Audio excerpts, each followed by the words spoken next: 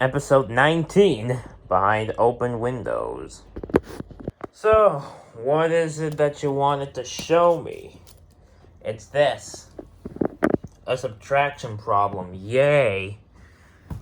Oh yeah, can you tell this episode is coincidentally released when back to school's around the corner? Holy fuck, it is. Anyways, what did you want to show me? Well, we have this subtraction problem here.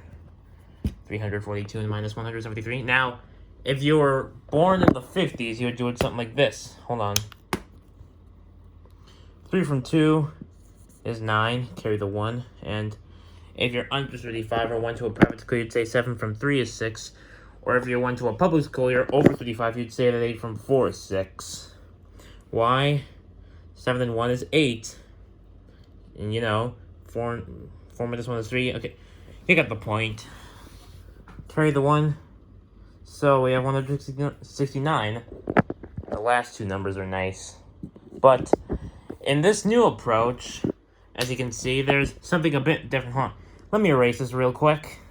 So what's this new approach you want to show me? Well, I'll explain it to you in a very clever way.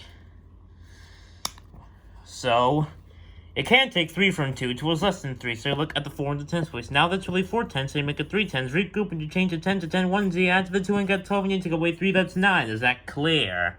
Yep. Now instead of 4 in the tens place, you got 3, because you added 1, that is to say 10 to the 2, but you can't take 7 from 3, so you look at the hundreds place. From the 3, you then use 1 to make 10 ones, and you know why 4 plus minus 1 plus 10 is 14 minus 1, because addition is commutative, right? And so you got 13 tens, so you take away 7, and that leaves 5. Well, 6 actually, but the idea is the important thing. Who invited you here? I invited myself. Oh, really? Yes. Right, now go back to the hundredths place. You're left with 2 and you take away 1 from 2 and that leaves... Everyone got 1? Not bad for the first day. Hooray for new math. New math. It won't take you a bit of good to review math. It's so simple, so very simple, that only a child can do it. And now, this next example is from a book that wants to do it in base 8.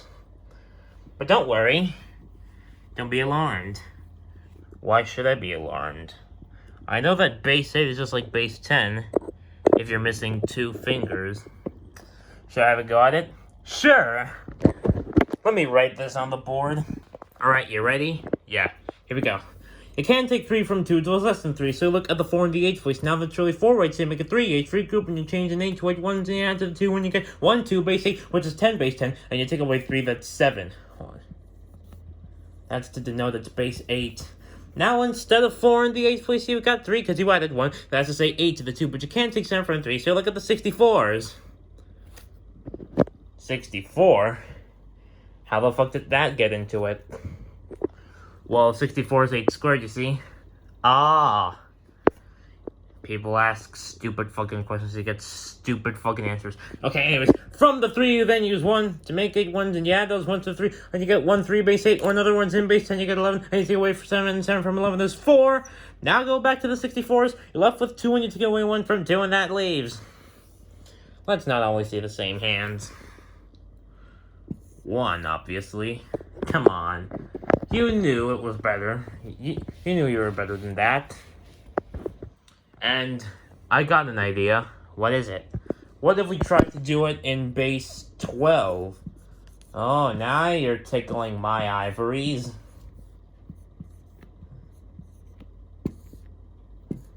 Anyways, here we go.